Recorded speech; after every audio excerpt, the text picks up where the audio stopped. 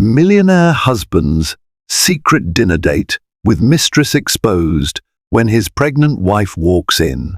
They say secrets always come out in the end, but millionaire businessman Marcus Wilmington was certain his would never see the light of day.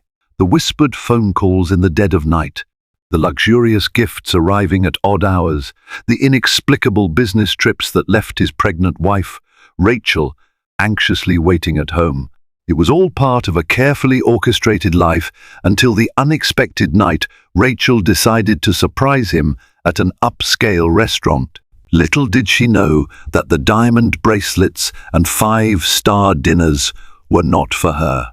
The evening would change all their lives forever, unraveling a tangle of betrayal no one saw coming. Marcus Wilmington had grown up in a small suburban town in the outskirts of Chicago. As a teenager, he swore to himself that one day he would be rich enough never to have to hide from the world again. He despised secrets, or so he believed. The day he turned 18, he left behind the worn-down trailer. He shared with his alcoholic father and never looked back. With a mix of ambition and luck, he found opportunities in the bustling city, working menial jobs while studying business part-time. Over the next decade, Marcus was relentless. Late-night study sessions, weekend networking events, cold calls, and leaps of faith. By 35, he had built a multi-million-dollar empire, specializing in luxury real estate investments. He was, by all appearances, the epitome of a rags-to-riches success story, charismatic, financially savvy, and at ease in the swankiest social circles. When he married Rachel Wilmington, formerly Rachel Myers, people had cheered for them. Rachel was no stranger to ambition herself, an interior designer known for blending modern minimalism with earthy warmth. She was recognized across the country for her style. Her designs had graced the pages of popular magazines. Even more captivating was her ability to connect with people, forging genuine bonds wherever she went. They made a striking couple, Marcus with his tall, broad-shouldered frame, always in sharp suits tailored to perfection, and Rachel with her softly curled brunette hair and bright, empathetic eyes. On social media, they were the hashtag power couple, frequently posting snapshots of philanthropic events, lavish vacations, and heartfelt notes of love and appreciation. Friends and family, especially Rachel's sister Eliza, often remarked on the couple's perfect life. But perfect lives can hide the deepest cracks. It started as the faintest whisper, so small Rachel almost didn't notice, phone calls that Marcus would refuse to answer in front of her, or sudden changes in his schedule without explanation. Then came the nights he'd return home later and later. Still, Rachel tried to quiet her suspicions. She was, after all, pregnant with their first child, and didn't want to indulge in negative thoughts. She chalked up Marcus's absences to the pressures of running his real estate empire. Yet, a growing knot formed in her gut. She began to suspect that beneath Marcus's glamorous exterior lay a secret she could not name. As her pregnancy progressed, Rachel couldn't ignore the feeling that something was off. One afternoon, as she scrolled through social media, she stumbled upon a paparazzi-style photo. It was a grainy image, posted by a local gossip account. Marcus was in it, standing outside an unfamiliar cafe, leaning in close with a woman who wore a wide-brimmed hat. Rachel felt her heart pound. She magnified the image on her phone, trying to discern any telling detail of the woman's face. She could make out glossy black hair and a silhouette that suggested elegance, but the angle was too obscured to see more. Marcus brushed it off when confronted.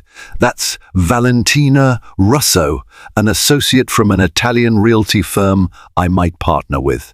We were discussing a potential venture." He laughed it off, placing a reassuring hand on her shoulder. "You know how tabloid pictures can twist anything. Trust me, it's nothing." Rachel wanted to believe him, She yearned to be a supportive wife, especially with a baby on the way. She also knew it was normal for him to meet colleagues, especially from other countries, in casual settings to maintain cordial relations. As time ticked on, her intuition warred with her loyalty. She wanted to trust Marcus more than anything in the world. Yet, something about that photo, about the way he'd turned defensive, lingered in her mind. Valentina Russo was not just any associate. She was a formidable presence in the European real estate market, known for her sharp business instincts and her sophisticated style that turned heads wherever she went. Born in Venice, raised in Monte Carlo, she had an aura of refined poise that people described as mesmerizing. The daughter of Alan Russo, a magnate with ties to old European aristocracy, Valentina grew up sheltered, but had learned how to navigate the complexities of power from a young age. She first met Marcus at a luxury property expo in Vienna the year prior. Sparks flew, but they were contained at least momentarily. Marcus, in his crisp dark suit, had admired Valentina's strategic mind and witty banter as they sipped champagne in a corridor away from the official conference. Valentina, elegantly dressed in a tailored black dress and pearls, found herself enthralled by his ambition. Each recognized in the other an unyielding drive and, more perilously, a sense of shared loneliness hidden behind public success. When they parted ways that day, they exchanged business cards, though it was clear from the lingering eye contact that they were exchanging more than just professional intentions. Over the months that followed, they kept in touch. Their early conversations revolved around real estate trends, feasible collaborations, and market analyses. But soon, the lines blurred.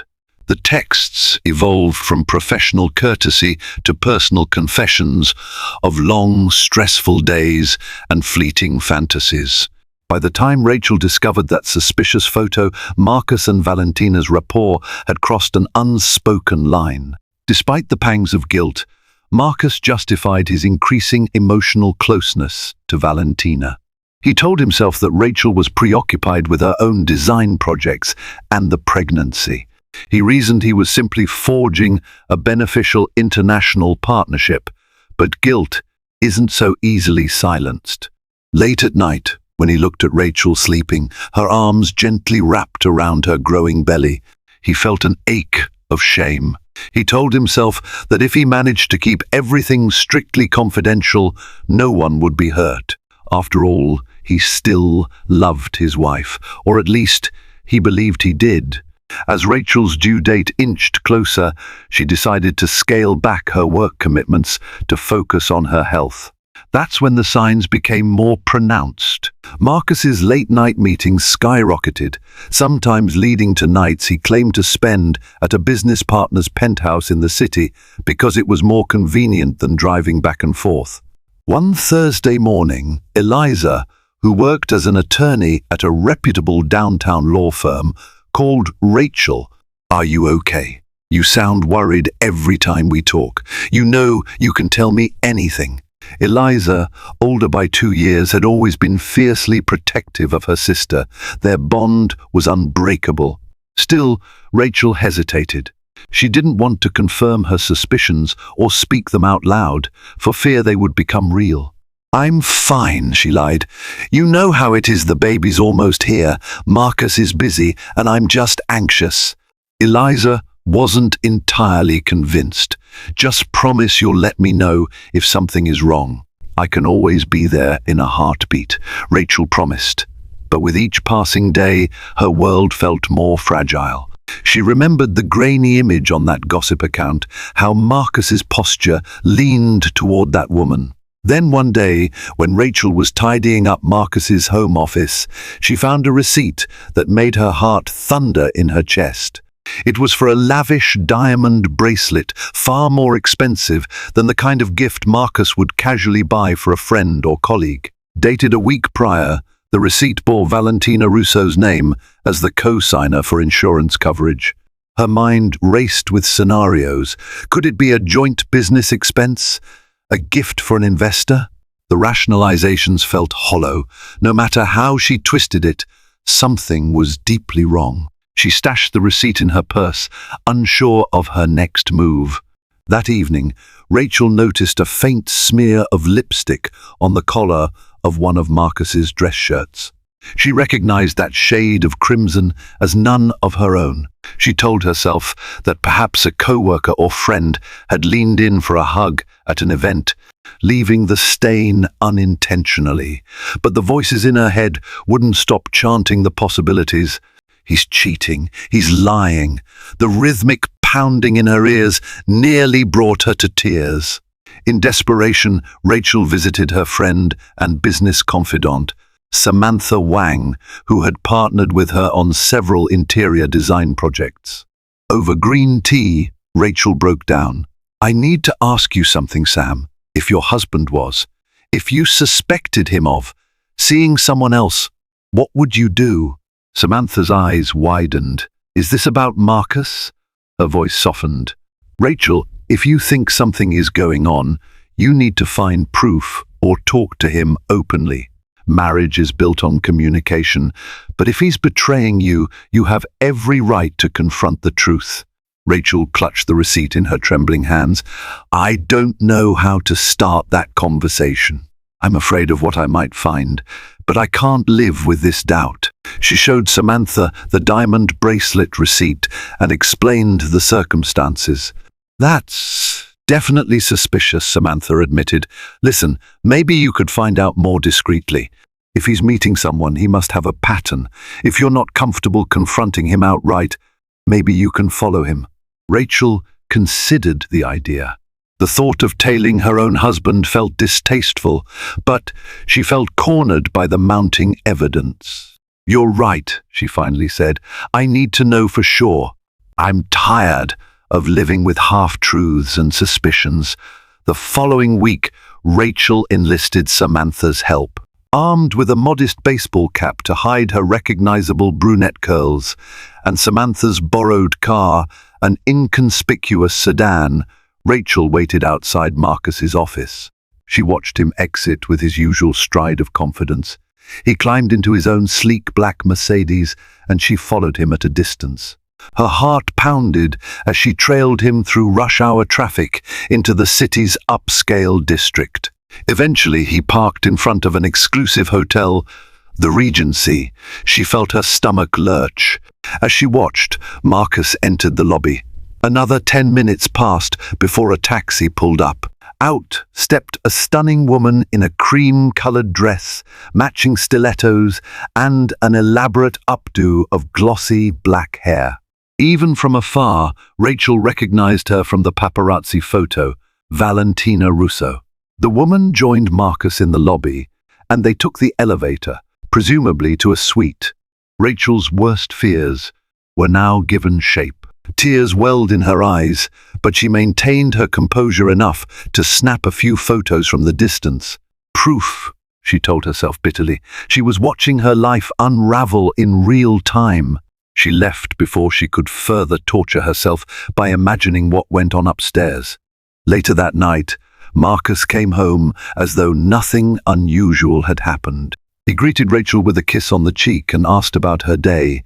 He mentioned that he'd had a crucial meeting with investors. Rachel tried to hide the tremor in her voice. "Everything go well?" she asked.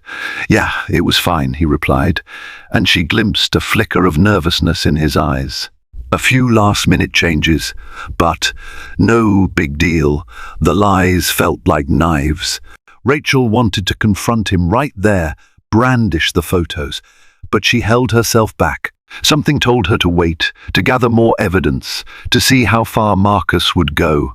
Over the next days, Rachel felt trapped in a silent war. She had begun having nightmares of Marcus and Valentina laughing at her. Worse, she feared stress might hurt her baby, so she forced herself to practice yoga, prenatal massages, and anything that might calm her racing mind. But there was no genuine peace in her heart. The closeness she once shared with Marcus felt like a distant memory. She recalled the time he had proposed on a gondola in Venice, a grand, romantic gesture that had made international headlines in design and business circles alike. The ring he slipped on her finger that day sparkled with promise. Now, everything felt tainted. She longed to confide in Eliza, but worried her sister might react impulsively. Eliza was known for her fiery temper when it came to family matters. She would probably storm into Marcus's office and create a scene. Rachel wasn't ready for that. Not yet. She needed to decide how to handle this on her own terms. Meanwhile, Marcus continued to juggle two lives. He tended to Rachel with gestures that felt increasingly forced, bringing her herbal teas, rubbing her swollen feet, all while checking his phone incessantly. He also met Valentina under the guise of meetings or client dinners. Guilt gnawed at him, but he felt enthralled by Valentina's mystery, her cosmopolitan ways, and the adrenaline rush of secrecy. Valentina, for her part, was not entirely oblivious to Marcus's marriage. In fact, she knew Rachel was pregnant, but her own rationalizations painted Rachel as an obstacle to a love that was meant to be. She convinced herself that she and Marcus were intellectual soulmates, bound by high society and ambition. Perhaps that made her feel less guilty about tearing apart a family in the making. Everything changed one evening when Marcus arrived home looking unusually happy.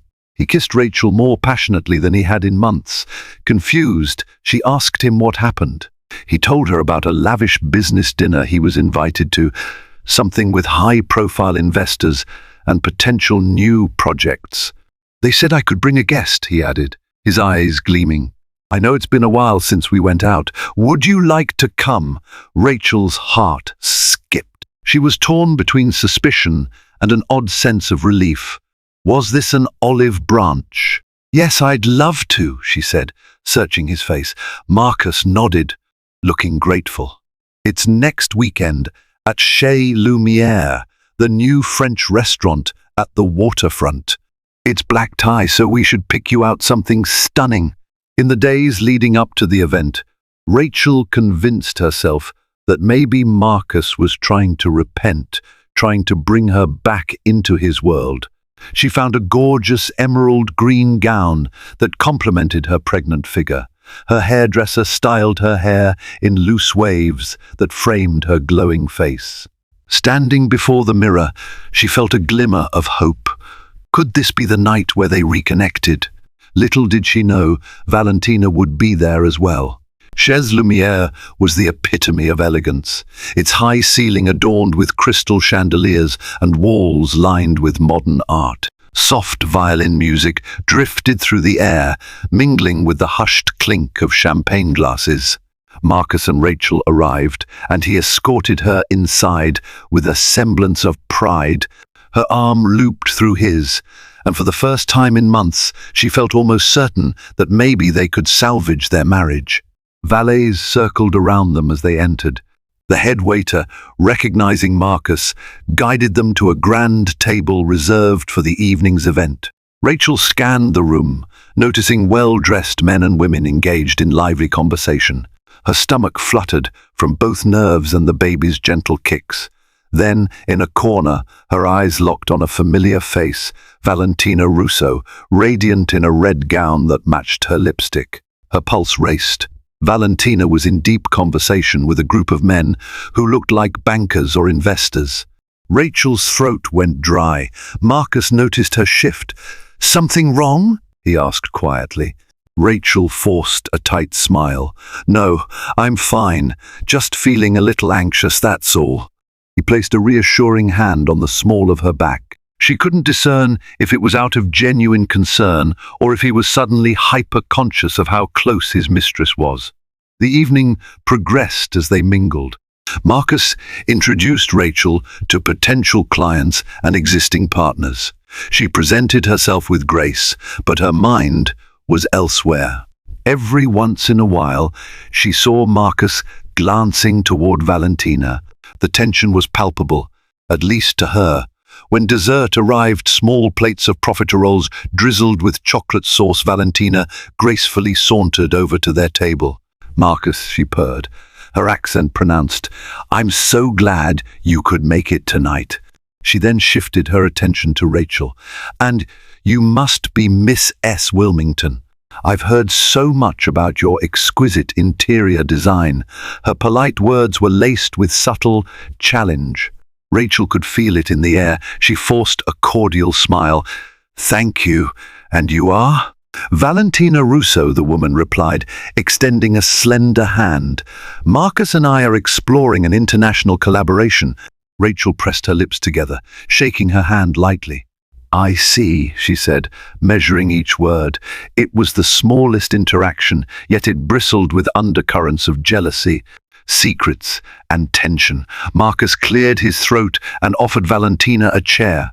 She declined with a wave of her hand, glancing at Rachel's pregnant belly with an almost imperceptible flicker in her eyes.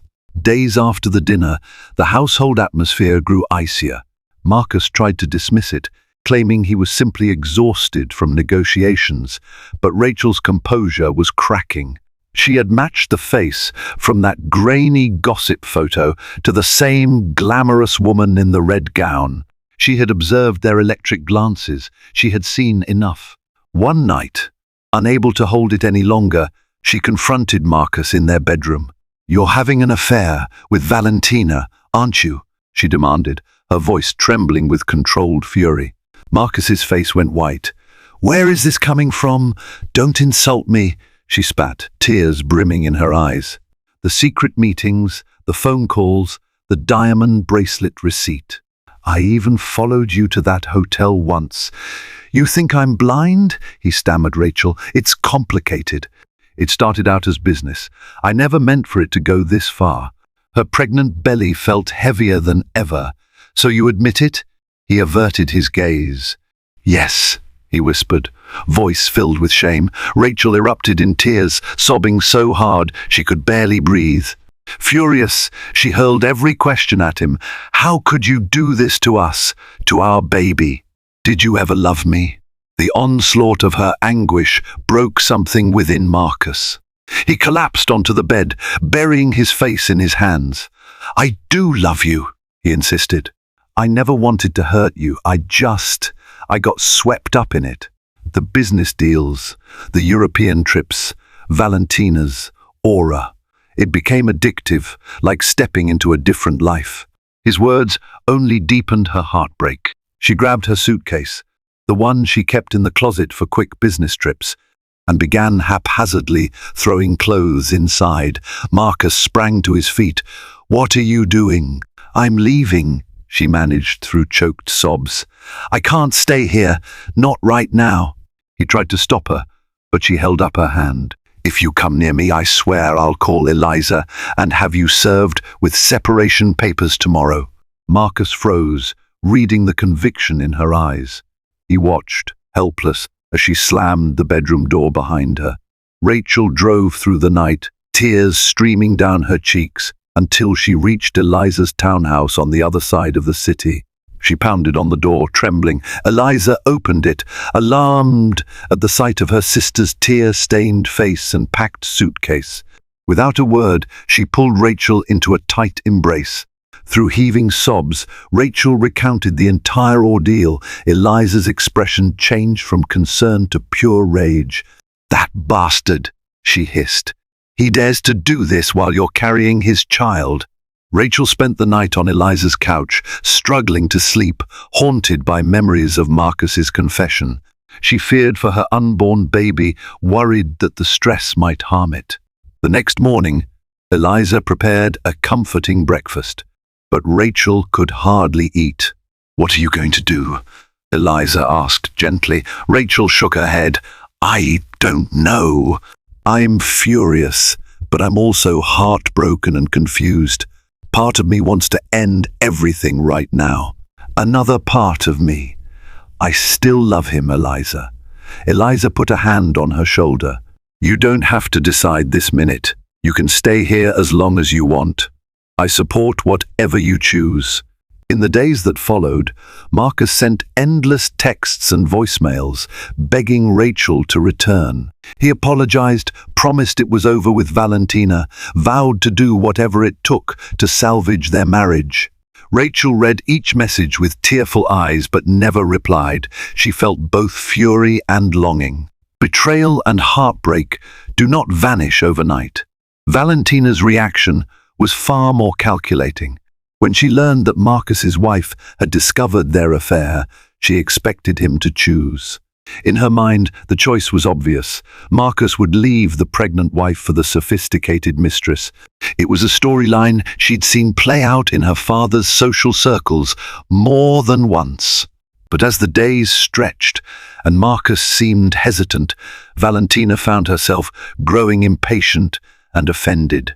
One evening, she confronted Marcus at a suite they shared occasionally. "What's this, Marcus? Are you really going to let me slip away for that old vow of marriage? She can't possibly make you happier than I can. We have synergy in business, in lifestyle. I'm already setting up a network for you in Monaco." Marcus rubbed his temples, tension radiating through his body. "Valentina, you don't understand," he said. "Rachel is carrying my child. We've built a life together. I'm not some heartless monster who can walk away without even trying to fix things." Valentina's face hardened. "So what am I to you then? A fling?" He hesitated. "No, you're not just a fling. You mean something to me, but everything is spiraling. I need time." Valentina pressed her red lips together. Time was the last thing she wanted to grant him. In the world she knew, men with power took what they wanted, swiftly and decisively. "Fine," she said tersely. "Just remember that I won't wait forever." In the midst of this chaos, Rachel's mother, Diane Myers, arrived in town. Worried sick after hearing the news from Eliza, she insisted on staying with Rachel at Eliza's. Diane was a gentle soul, but she had a quiet strength honed from raising two daughters after her husband's untimely death. She took Rachel's hands. "My dear girl, you look so exhausted. Are you taking care of yourself? Remember, stress affects the baby." Rachel nodded numbly. "I'm trying. I'm seeing my doctor tomorrow." At the doctor's appointment, the OB-GYN noted that Rachel's blood pressure was a bit high. "You need to rest," the doctor advised. "Try to keep your stress levels down. Meditation, walks, light exercise, anything to keep you calm." Rachel knew how important it was, yet how could she remain calm with everything going on? That evening, Diane spoke to her in a gentle but firm tone. "Look, I'm not telling you what to do, but remember, you have a child to protect now. If Marcus is truly remorseful, and if you believe you can forgive him, maybe you two can work through it. But if he's toxic, I'll stand by you. I just want you and the baby to be safe and happy." Rachel sighed. "That's the part I don't know, Mum. Is he truly remorseful, or is he just panicking because he got caught?" 2 weeks passed without Rachel responding to Marcus. Then, one day, Eliza answered her phone and told her, "Marcus wants a chance to speak with you. He says it's urgent." Initially, Rachel refused, but curiosity and lingering love won out. She agreed to meet him at a neutral location, a small Italian restaurant near Eliza's house. That evening, she arrived late, wearing a simple black maternity dress. Marcus was already there, a haunted look in his eyes. "Thank you for coming," he said, standing awkwardly.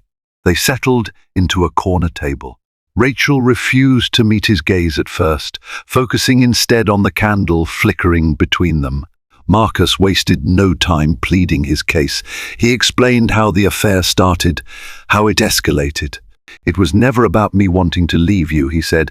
"I got swept away by the excitement, by Valentina's world. It's no excuse, but it's the truth. I want to fix this. I'm willing to go to counseling, cut off all ties with Valentina, whatever it takes." Rachel's hands shook under the table. "How do I believe any of this?" she whispered. "You lied to me for months. I followed you to that hotel, Marcus. Do you know how humiliating that was? Marcus reached for her hand. She pulled away. I know I don't deserve forgiveness, but I'm asking you to give me a chance. For the sake of our child, if nothing else. His desperate tone stirred something within her. She realized she still loved him, but love alone could not erase the betrayal. I'll consider counseling, she finally said, her voice shaky. But you have to give me space, Marcus. I'm not moving back yet. Marcus nodded, relief washing over him. That's fair, thank you. But unbeknownst to them, a pair of eyes watched from across the restaurant, half hidden behind a menu. Valentina, seated with a business contact, recognized them the moment they walked in. Jealousy and rage simmered under her composed exterior. She noted the length of their conversation, the occasional brush of hands. She had never been a woman easily discarded.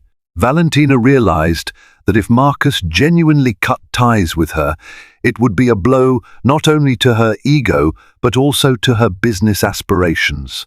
She was building a transatlantic empire, and Marcus's resources were crucial. She decided she had to make a move that would force his hand. She called Marcus the next day, but he didn't pick up. Angered, she resorted to a final card.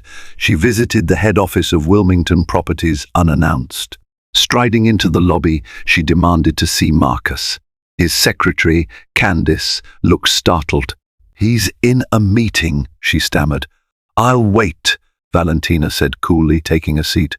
When Marcus finally emerged, he looked tense. Valentina, what are you doing here? He hissed, guiding her into a private conference room. We need to talk, she said, her voice steely. I can't just watch you walk away as though nothing happened. Marcus sighed, running a hand through his neatly styled hair. You know how complicated this is. Rachel is pregnant. I need to save my marriage. Valentina's eyes narrowed. And where does that leave me? He lowered his voice. I'm sorry, I never intended for this to go so far. She studied him, her lips curling into a half smile that wasn't friendly. You might want to reconsider. I have evidence, photos, messages, enough to cause a scandal that could destroy your reputation. Imagine the tabloids, Marcus. The business repercussions. Investors spooked, partners pulling out. Are you prepared for that? Marcus's face drained of color. Are you threatening me? Valentina shrugged, placing a USB drive on the table. I'm merely stating facts. I don't want to use it, but if you push me aside, I will, and your precious wife will be humiliated further. Is that what you want? Marcus's mind raced, panic setting in.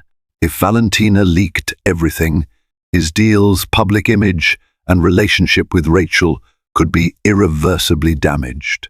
But what could he do? He stared at the USB drive like it was a live grenade. What do you want from me? Dinner. Tonight, she said calmly, at Pier d'Or.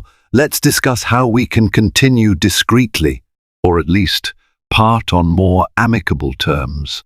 Marcus hesitated, an internal battle raging. Eventually, the fear of scandal won out. Fine, he said, tonight. And so the stage was set for the fateful dinner at Pier d'Or. Marcus was cornered, forced to meet Valentina. Meanwhile, Rachel, after an afternoon counseling session discussing the possibility of reconciliation, decided to surprise Marcus at his office to see if he wanted to grab a quiet dinner, perhaps a small step toward mending fences. She arrived at Wilmington Properties late in the evening, only to find the place nearly empty. Candice informed her that Marcus had left earlier. He mentioned something about a dinner meeting at Pier d'Or, Candice said. Rachel blinked. Did he say who it was with? No, Miss S. Wilmington, he didn't. A prickling sensation ran down Rachel's spine. She thanked Candice and left. In the car, she contemplated what to do. Her heart hammered. Was Marcus betraying her again? Her phone buzzed. It was a text from Marcus, working late on a potential deal. Might be home after 10.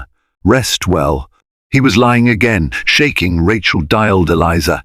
I need you, she said, her voice breaking. Within minutes, Eliza was in the passenger seat. Pier d'Or, let's go, Rachel muttered. Pier d'Or was an upscale seafood restaurant on the coast, known for its panoramic views and romantic ambience.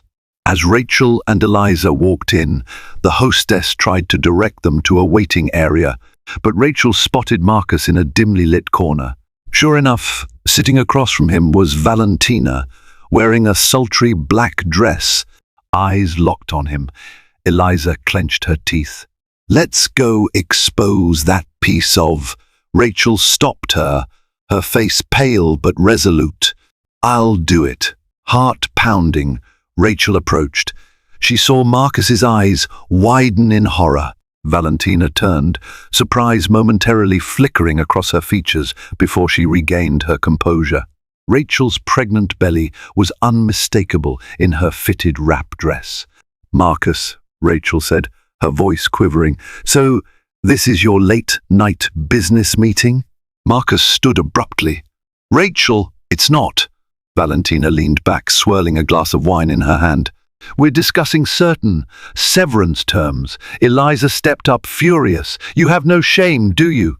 She glared at Marcus. "You told her you were ending this." Rachel's eyes brimmed with tears of betrayal. "I gave you a chance to prove yourself, Marcus. You said you'd cut ties. I had to come," Marcus insisted, voice trembling. "She's blackmailing me, threatening to release evidence that will ruin my business and humiliate you." Valentina shrugged. "I'll do it too, unless you maintain a friendly arrangement." Eliza grabbed a glass of water from a passing waiter's tray and hurled it at Valentina, drenching her hair and dress. "Friendly enough for you," she spat, unrepentant of the scene she was creating. Valentina screeched and leaped up, her face contorting with anger. She lunged at Eliza, but Marcus held her back. Restaurant patrons craned their necks. Waiters rushed over, flustered. The entire fiasco was out in the open now. Rachel stood there, tears falling silently, feeling her heart break a second time. The entire city, it seemed, would hear of this scandal by morning. Marcus reached for her, fear in his eyes. "Rachel, I'm sorry. I was trying to protect our reputation, protect you." She stepped away, holding her belly protectively. "Protect me," she echoed bitterly. By meeting her behind my back again, Valentina smoothed her wet hair. "Face it, Rachel, your husband will always be tied to me, whether you like it or not." Rachel shook her head, tears streaming. "No, I won't let you hold us hostage like this," Valentina sneered. "We'll see." The events at Pier d'Or went viral instantly. A few diners recorded parts of the confrontation. Tabloid journalists descended on the story like vultures, plastering headlines such as "Millionaire's double life exposed" and "Wife, sister duel with Mistress." Rachel felt sick every time she saw a new article. Marcus found himself buried under calls from concerned investors, employees worried about job security, and a rising wave of scandal that threatened to topple his empire. In the face of public humiliation, Rachel retreated further into Eliza's townhouse. She refused to see Marcus, except during therapy sessions they had already scheduled.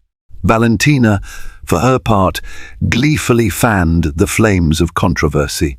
She gave cryptic quotes to the press, hinting that she held damning information about Marcus's business dealings, though she never provided anything concrete. Behind the scenes, Marcus scrambled. He hired a crisis management team to handle the PR fallout. He also consulted with lawyers to see if Valentina's blackmail could be countered. "We need actual evidence she's lying about the business side," his head attorney told him. "Otherwise, it's her word against yours." Desperate to save face, Marcus made a strategic move. He authorized a thorough audit of his own company to ensure everything was above board, effectively removing any ammunition Valentina might have. Then, with legal counsel present, he confronted Valentina in a boardroom meeting. He demanded she hand over all materials she had, threatening legal action for slander and extortion if she didn't comply. Furious, Valentina eventually relented handing over the USB drive. She parted with a final, venomous threat. "You'll regret crossing me." Weeks passed, and the scandal gradually cooled in the public's fickle eye, replaced by the next juicy headline. But the damage to Marcus's business and reputation was done. More importantly, the damage to his marriage loomed over them. Rachel, physically and emotionally drained, approached her due date. She continued therapy solo, while Marcus did the same. Eventually, they started attending sessions together again. In one session, Dr. Joseph Green, their therapist, asked, "What do you truly want from each other at this point?" Rachel spoke softly, tears in her eyes. "I want the man I married back. I want honesty, loyalty, and safety for my child. But I don't know if I can trust him again." Marcus swallowed hard, blinking away tears of his own. "I want my family whole. I've learned my lesson. I was selfish and prideful. I realize now I was chasing an illusion. I want to be a better man, husband, and father." They delved deeper into the root causes of Marcus's infidelity: the childhood poverty, the need for external validation, the excitement of living on the edge. Rachel discussed her fears of inadequacy, especially with her pregnancy overshadowing her career. Their raw honesty left them in tears by the end of each session. Yet, they also found slivers of understanding, small threads that might be woven back into a life together. Rachel set conditions: total transparency with phones, emails, and finances, indefinite separation until trust could be rebuilt, continued therapy for both. Marcus agreed to all of it, eager to prove himself. He cut all personal and professional ties with Valentina, who had quietly returned to Europe amid some rumors of her father recalling her to Monaco. As Rachel neared her 9th month of pregnancy, a sense of impending change settled over her. Despite the heartbreak, she found solace in the idea of her child, the small life that would soon join her in the world.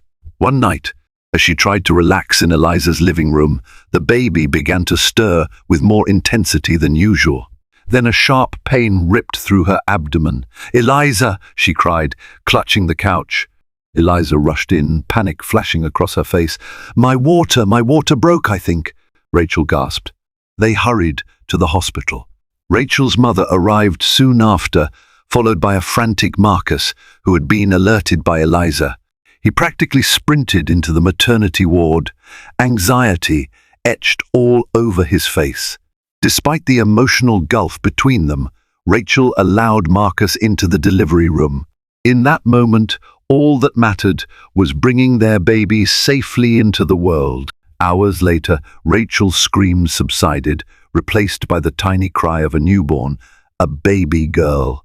Tears of profound relief and overwhelming love flooded Rachel's eyes as she cradled her daughter for the first time. Marcus stood beside the bed, his hand gently on Rachel's shoulder, silent tears streaming down his cheeks. They named her Aurora, meaning dawn, symbolizing a new beginning. As Aurora's cries softened, Rachel and Marcus shared a look. There was so much left unspoken, so many wounds still fresh. But in that precious moment, they felt bound by the fragile hope that maybe, just maybe, they could start again. Rachel spent the first few weeks after Aurora's birth at Eliza's townhouse, seeking a haven of quiet support during a time of both physical exhaustion and emotional upheaval. The labor and delivery had taken a heavy toll, and the mixture of hormonal fluctuations, lack of sleep, and raw heartbreak was almost too much to bear. Eliza, fiercely protective, insisted that Rachel rest as much as possible. She prepared nourishing soups and herbal teas, and even set up a makeshift nursery in her home office so Aurora would be within earshot of Rachel at all times. In the early mornings, while the world still slept, Rachel would sit on the living room sofa, cradling Aurora and reflecting on the chaos that had engulfed her life. She found herself torn between the sorrow of Marcus's betrayal and the unimaginable joy of holding her newborn daughter. Occasionally, Grief would overcome her. She would cry silently into Aurora's soft blankets, wondering if her marriage could truly be salvaged after everything that had happened. Each time, Eliza appeared, ready with a comforting arm around her shoulders, letting her know she wasn't alone. Marcus, for his part, visited daily, always arriving with something in hand, be it the groceries. Eliza had requested a new supply of diapers or little plush toys for Aurora. Initially, Rachel kept her distance, letting Eliza handle any interactions at the door, but it was impossible to ignore the genuine remorse etched into Marcus's eyes. He hovered near Aurora's bassinet whenever Rachel would let him, gingerly lifting his daughter as if she were made of porcelain.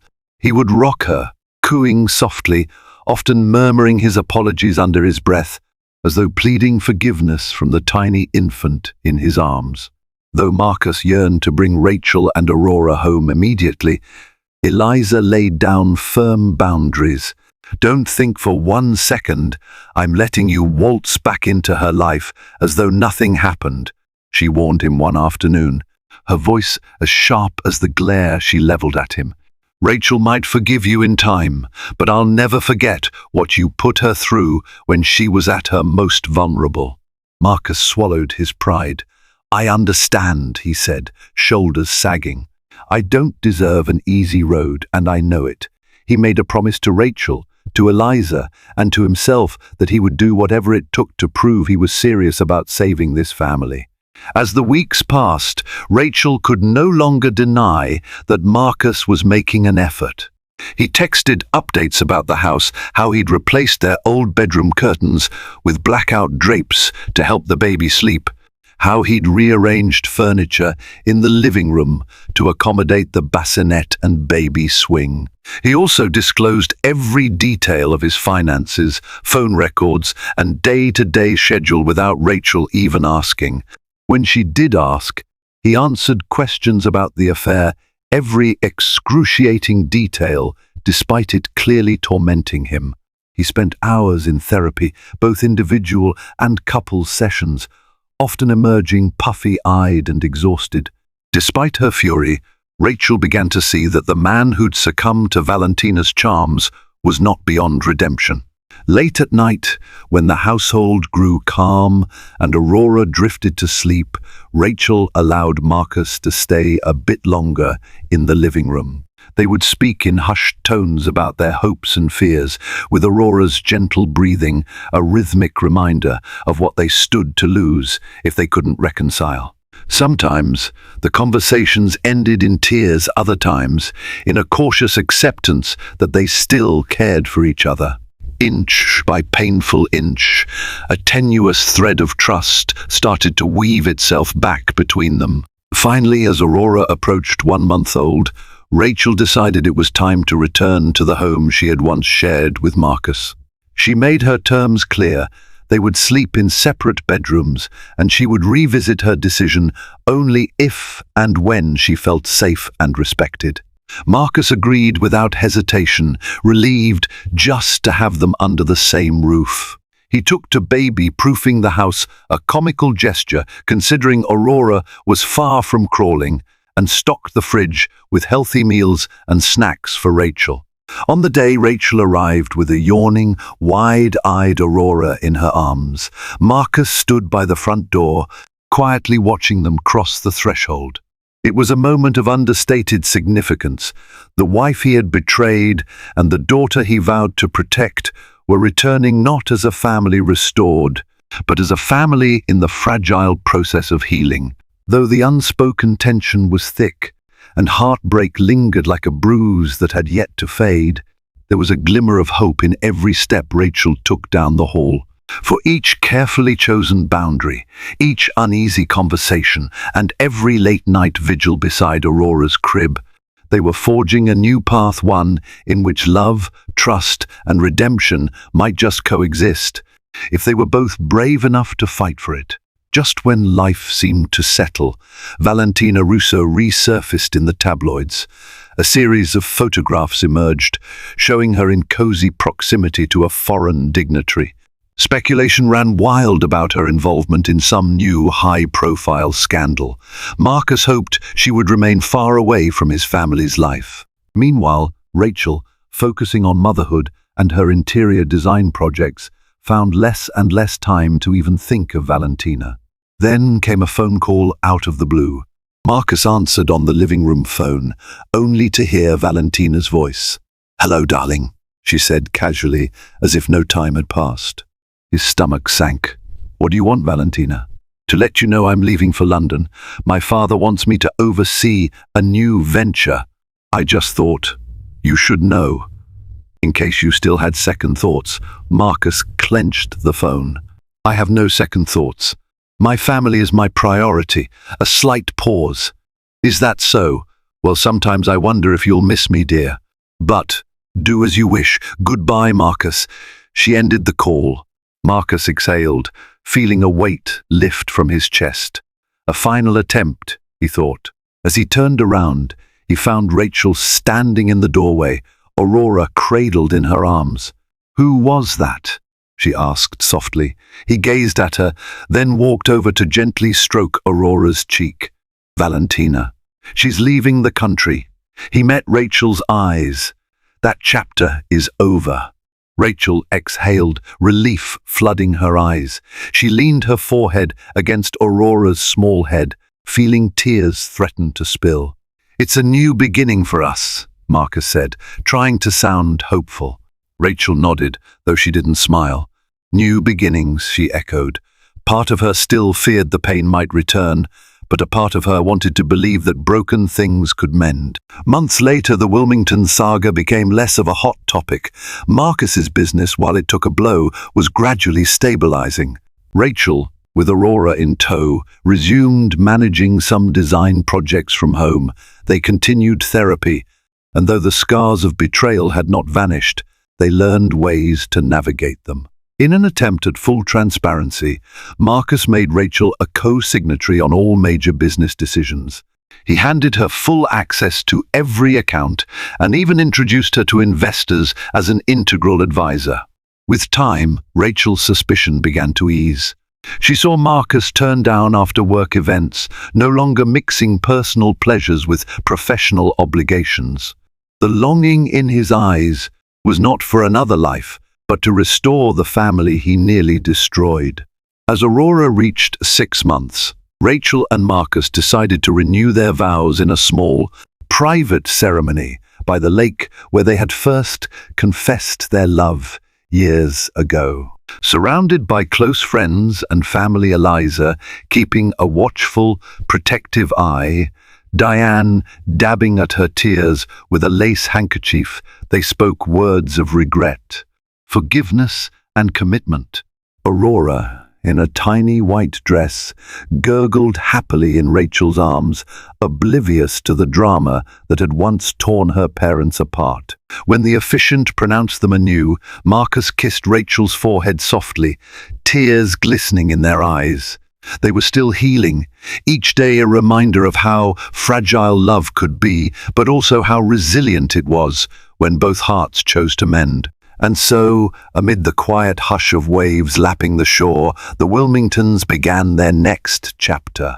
The memory of Valentina and the affair that rocked their world would remain a deep scar, but also a testament to the lessons learned about loyalty, honesty, and the unbreakable bond of a family fighting to stay together.